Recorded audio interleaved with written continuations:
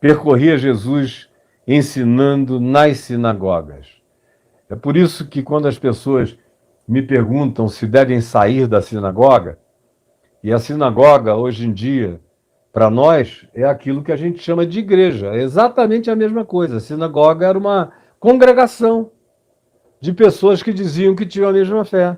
Assim como a palavra igreja, o eclésia, o eclesia, é uma palavra que designava no mundo greco-romano qualquer tipo de congregação, qualquer convocação para o pessoal sair de casa e se ajuntar num lugar comum e ouvir uma informação comum, era uma igreja, era uma assembleia eclésia.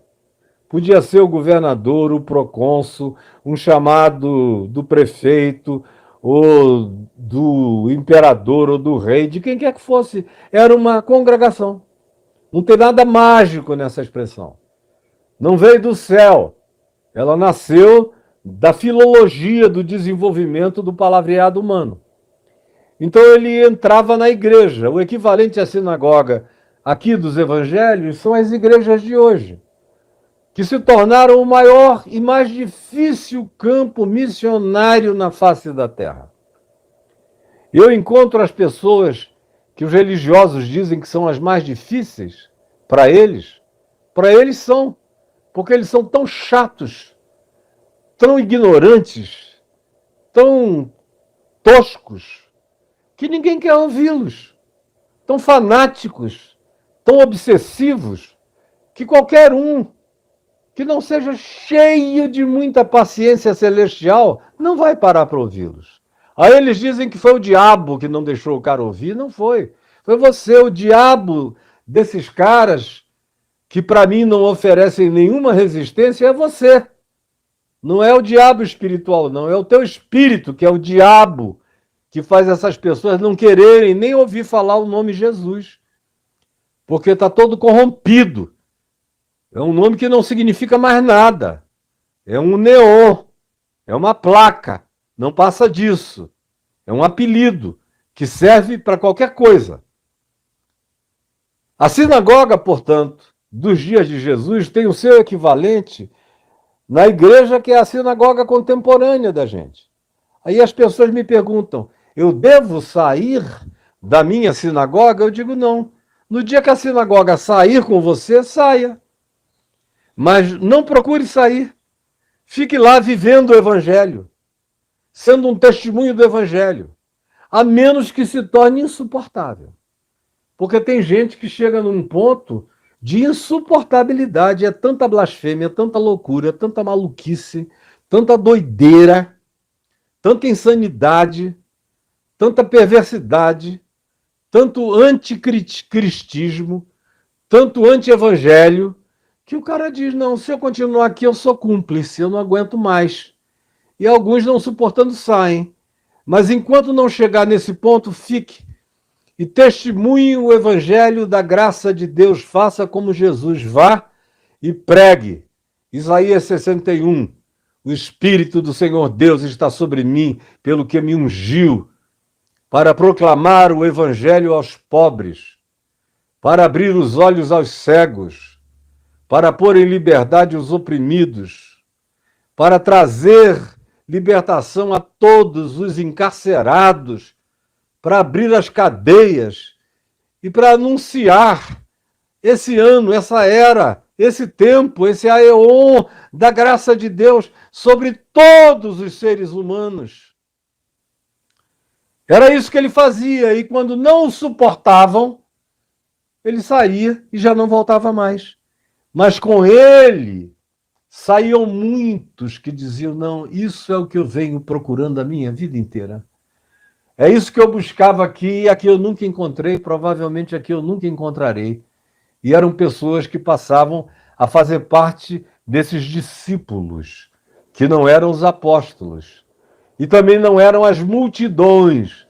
As multidões vinham por causa de curas, milagres, fama, por ouvir dizer, por curiosidade, como sempre as multidões vão como manadas de curiosos, ou tosquiados ou tocados por alguma impressão causada.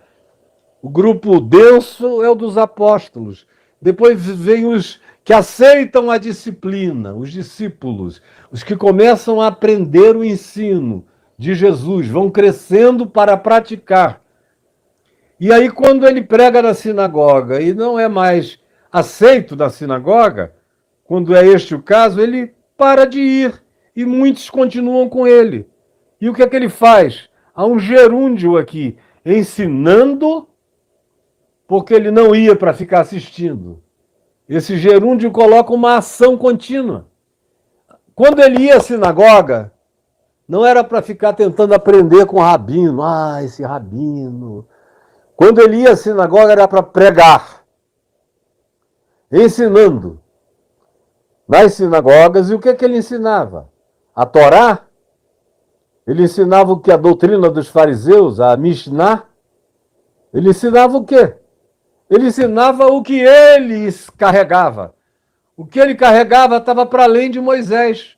Ele vai dizer mais à frente: ouvistes o que foi dito na Torá aos antigos, no passado. Eu, porém. Ele é o eu, porém, do passado. E ele ensina esse eu, porém, ensinando nas sinagogas e pregando o evangelho do reino. O que a maioria das pessoas não sabem o que é. Tem gente que faz uma confusão a vida inteira. Foi a maior luta da minha vida. Foi tentar fazer pessoas compreenderem o significado de reino de Deus e o significado de mundo.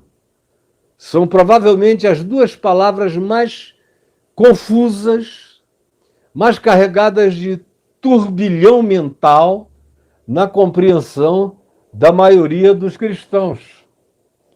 Mundo, porque a igreja não sabe distinguir mundo de mundo. Tem 3 categorias de mundo nos evangelhos e nas cartas apostólicas.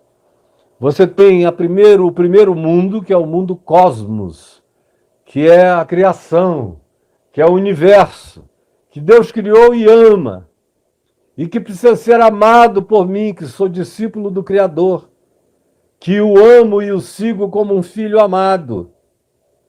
Eu amo toda a criação. Estou aqui para ser um mordomo carinhoso dessa criação e para cuidar da criação de Deus. Deus ama o cosmos. Segundo mundo que aparece é o mundo sociedade humana, que é como a gente lê em João 3,16. Deus amou a sociedade humana, o conjunto humano das nações, das etnias, das culturas, das dinâmicas variadas de todas as sociedades existentes no planeta. Como diz Malaquias no capítulo 2, que ele olha esse povo todo fora das fronteiras de Israel e recebe culto, diz lá em Malaquias, de todas as nações da terra, do norte, do sul, do oriente, do ocidente, onde ninguém nunca tinha ouvido falar no nome de Yahvé, nem de Javé, nem de Jeová, nem de Adonai, nem de El, nem de ninguém. Ele diz: em toda a terra tem gente que presta cultos a mim, mesmo sem saber quem eu sou, enquanto vocês dizem que sabem o meu nome, mas eu queria que fechassem esse templo de vocês, porque aqui a iniquidade está associada ao ajuntamento solene, o que faz do culto de vocês uma verdadeira abominação blasfema. Uma magia negra no sentido da perversidade da mágica. Não tem nada a ver com preto nem com negro. Tem a ver com a designação da magia da perversidade, daquela magia que intenta o mal contra o próximo. Então, o mundo tem uma terceira dimensão, que é o mundo sistema, é o mundo império, é o mundo dos reinos, é o mundo do dinheiro, é o mundo dos poderes, é o mundo das guerras, é o mundo das milícias, é o mundo das ambições, é o mundo das relações de troca. Aí vem o apóstolo João, diz que Deus amou o mundo. Ao mesmo tempo, ele diz na primeira epístola dele que aquele que ama o mundo, o amor do Pai não está nele. Aí o crente fica doidinho, porque o pastor não sabe fazer a diferença. Quando lhe convém, ele diz, numa pregação de evangelização, porque Deus amou ao mundo de tal maneira que deu o seu filho. Aí quem vai à frente é salvo do mundo. E aí o resto é um ensinamento a odiar o mundo. E no pacote o cara passa a odiar a criação, porque se ele orar de olho aberto, ele está em pecado, porque Deus só aceita oração de olhos fechados, você já imaginou? O pessoal nem vê Jesus erguendo os olhos aos céus, disse, Pai, graças te dou porque me ouvistes. Aliás, eu sei que tu sempre me ouves, mas assim falei por causa da multidão presente, para que eles creiam que tu me enviaste de olho abertão. Não há uma única alusão nos evangelhos a fechemos os nossos olhos. Oração é uma concentração mental, espiritual e de consciência. E é para quem está focado naquilo que pede. Para nós é que virou uma cultura antidistrativa, mas é só isso. Não passa de uma cultura. Não é coisa do diabo orar de olho aberto, como você foi ensinado muitas vezes. Então o mundo tem 3 dimensões. 2 delas para serem amadas por nós. O mundo cosmos e o mundo sociedade humana, cultura. De todos os povos. Tem coisas boas e coisas ruins, mas não há cultura sem coisas boas. Como não há povos sem produções boas. Tanto quanto não há povos sem produções também ambíguas ou ruins, ou até malévolas. Em qualquer cultura da Terra. Por exemplo, entre os judeus. Tinha aspectos da cultura muito bons. E aspectos perversos da cultura denunciados por Jesus.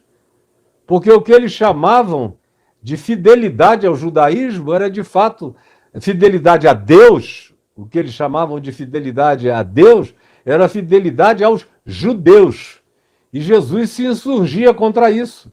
E foi morto por causa da fidelidade dele ao Pai, que o colocava numa linha confrontacional, regular e sistemática, contra a doutrinação dos judeus que diziam, se tu não seguires a nossa doutrina, tu és blasfemo. E o blasfemo entre nós morre. Como a gente não pode matar, a gente vai fazer os romanos te executarem. Eles usavam as mãos dos pagãos para fazerem o que eles não tinham autorização dos romanos para realizar. Porque antes, se eles tivessem autorização dos romanos, eles próprios matariam, crucificariam, apedrejariam, sepultariam vivos, se fosse o caso. Mas a segunda palavra é mundo.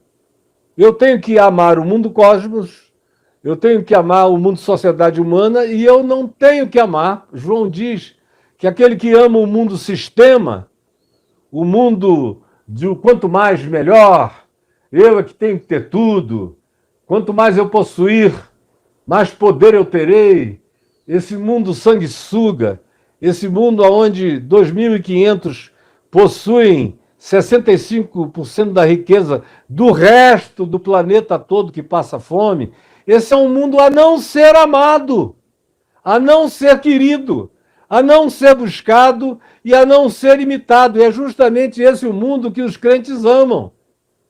Com a teologia da prosperidade. Eles odeiam Greenpeace. Eles odeiam quem tenta preservar a natureza e a criação. Dizem que é obra da nova era ou do anticristo. Eles odeiam a mistura cultural. Odeiam. São neonazistas intrínsecos, arianos de carteirinha, arianos intestinos nas suas percepções. Agora, são totalmente perversos e mundanos quando o Deus deles só aceita culto em dinheiro, só ouve a sua oração se você se tornar um dizimista fiel, o que é uma invenção arrancada do Velho Testamento, enfiada na goela dos crentes que não sabem nada e vão engolindo tijolos até o dia em que não aguentam mais e se tornam seres pedrados, sem mais energia para coisa alguma, porque não sabem distinguir mundo de mundo no significado dos evangelhos. A outra palavra é a palavra que tem a ver a expressão reino de Deus, que já foi tudo que vocês quiserem, menos o que Jesus ensinou. Reino de Deus já foi nos dias do imperador Constantino, o reino de Deus tinha chegado. Aquele pessoal que recebeu os benefícios, os cristãos traumatizados, depois de quase 4 séculos de perseguição e morte, não aguentavam mais serem comidos por animais ou mortos nas arenas. Quando apareceu alguém que pegou um lencinho branco e disse: olha, vou ajudar vocês, e começou a dar dinheiro, isentá-los de impostos, fazer os bispos pobres, simples, ignorantes, se tornarem verdadeiros sacerdotes romanos, com acesso às cortes, respeitados, com acesso aos palácios. Não demorou 40 anos, estava tudo corrompido. Tinha virado outra coisa. Eles nomearam Constantino o 13º apóstolo, e aquilo ali foi o verdadeiro reino de Deus. Houve aqueles que escatologizaram o domínio de Constantino, dizendo que em Constantino Jesus tinha voltado. Que Constantino era o cumprimento da promessa apocalíptica da volta de Jesus num cavalo branco, escrito ao lado o verbo de Deus, porque Constantino é quem está dando liberdade para nós sermos os proclamadores da palavra de Deus nesse novo mundo.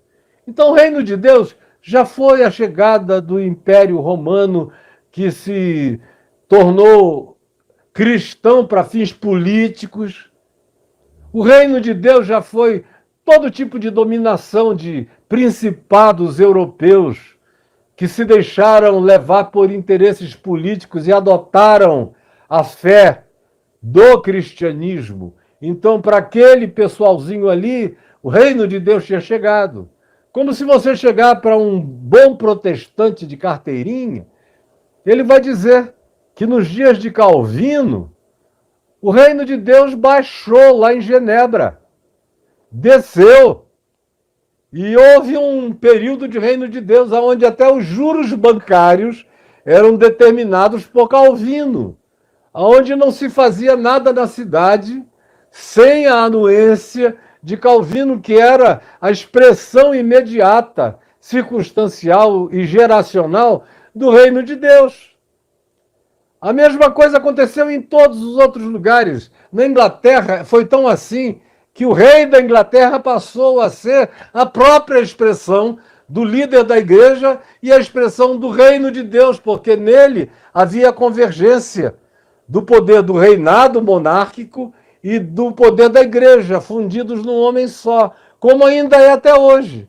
Vocês viram na coroação do Charles, como ele foi ungido, cabeça da igreja da Inglaterra, tanto quanto foi coroado rei da Inglaterra, está presente lá. Como na fundação dos Estados Unidos. Foi exatamente a mesma coisa. Eles foram para lá com a doutrina do destino manifesto, onde eles seriam o novo Israel, porque ninguém cria mais que Israel iria voltar para a Palestina no século XVI, ninguém cria. Israel já tinha dado tudo que tinha que dar na cabeça dos cristãos. E aí eles achavam, aqueles cristãos que migraram, que atravessaram para a colonização do Novo Mundo, chegaram lá com essa doutrina de que nós somos o novo Israel, a nova Jerusalém nós vamos realizar, a nova escatologia, a nova consumação do reino de Deus, somos nós os promotores dela. E você vê até o dia de hoje, os Estados Unidos da América e as igrejas americanas, na influência que levam para o mundo inteiro, levam essa influência que está presente aqui no Brasil. O Brasil só vai se sentir um país cristão não quando houver uma população obedecendo Jesus e o Evangelho. Não, isso é bobagem. A igreja não obedece nem Jesus nem o Evangelho. Os pastores não obedecem nem Jesus nem o Evangelho. Os padres também não. Então, somados católicos e protestantes, nós já somos um país cristão.